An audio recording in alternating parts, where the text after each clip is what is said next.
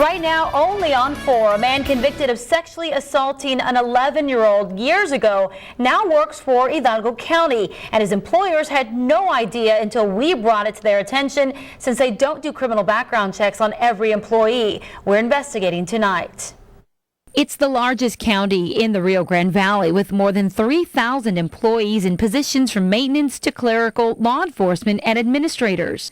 But what you may not know about Hidalgo County, not everyone goes through a criminal background check before being hired. It just hasn't been the practice of the county over the years to have everyone submit to criminal background checks. Criminal background checks are done for security-sensitive positions, including law enforcement and daycare positions. But Jaime Longoria is the executive administrator for County Judge Ramon Garcia's office and admits there is no policy in place. In fact, the county relies on the honor system. Applicants are asked to tell the county on this application if they have been convicted of a felony. So do they lie?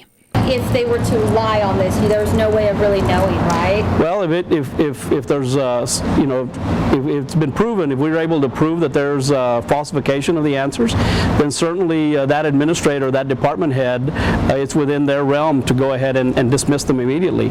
One Action 4 viewer claims there is at least one employee who slipped through the cracks, a convicted sex offender hired as a maintenance worker in County Commissioner A.C. Cuellar's district. I didn't do anything wrong, or the county didn't do anything wrong. Action 4 News first alerted the commissioner of the county worker convicted in 2002 for raping an 11-year-old girl. That worker now fills potholes and does maintenance work in neighborhoods near schools. A criminal background check would have picked up on his offense. The application does ask if you've been convicted or a felon in the past 10 years, and the gentleman did not lie on it because it's been over 12 years. Commissioner Cuellar stressed the convicted sex offender is not a threat. He's a hard worker. He's a good guy. I think he paid his dues, whatever, what he was convicted for. Action 4 News has learned why the county does not do the background checks. Very expensive to do background checks. I mean, we have over 3,000 employees in the counties. In fact, Cameron, Willacy, and Starr County don't either. If Hidalgo County did these criminal background checks, it would cost roughly $15 to $20 per applicant.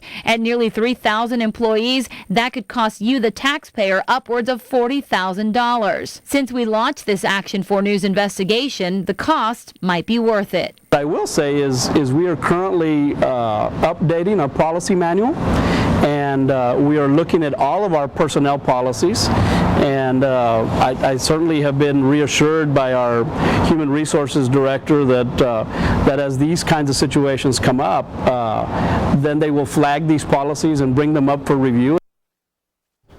So is this something that should be changed? Would you, the taxpayer, be willing to foot the average $15 fee for each of the thousands of background checks that would have to be done if policy is changed?